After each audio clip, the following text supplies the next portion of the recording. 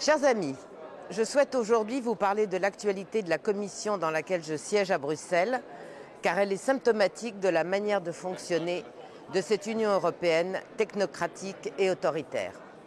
Lors de la dernière réunion, la commission des transports a débattu d'un rapport relatif à, je cite, une proposition de directive du Parlement européen et du Conseil facilitant l'échange transfrontalier d'informations concernant les infractions en matière de sécurité routière. Nous sommes tous d'accord pour un renforcement de la sécurité routière. Il y a chaque année encore trop de morts, trop de blessés sur nos routes et nous ne pouvons pas nous contenter de le déplorer. Il faut agir pour y remédier.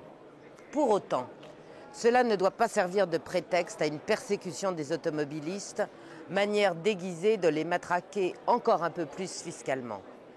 Le projet de la Commission de Bruxelles vise à s'auto-attribuer des pouvoirs afin d'obliger les États membres à se transmettre mutuellement les infractions commises par des automobilistes.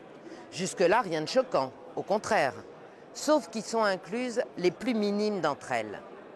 J'ai déposé 12 amendements sur ce texte lors de sa discussion en commission. Le but de ces amendements était double. Le premier est tout d'abord de renationaliser la question. Il est évident que ce genre de sujet peut être résolu par une bonne coopération entre les États.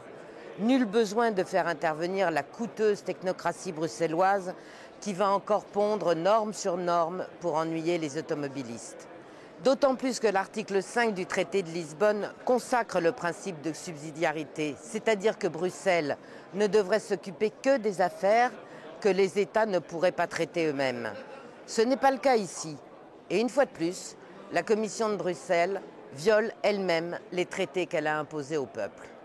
Le deuxième objectif de mes amendements était de limiter cette accentuation de la répression contre les automobilistes aux infractions graves, comme par exemple la conduite sous emprise d'alcool et ou de stupéfiants. Un gros excès de vitesse, par ailleurs, de plus de 50 km/h, ne doit pas être traité de la même manière qu'un dépassement d'1 ou 2 km/h de la vitesse autorisée. Ces amendements ont été soutenus par nos collègues de notre coordination Europe des Nations et des Libertés, mais également, pour certains, par les députés souverainistes du groupe EFDD et par les conservateurs du groupe ECR.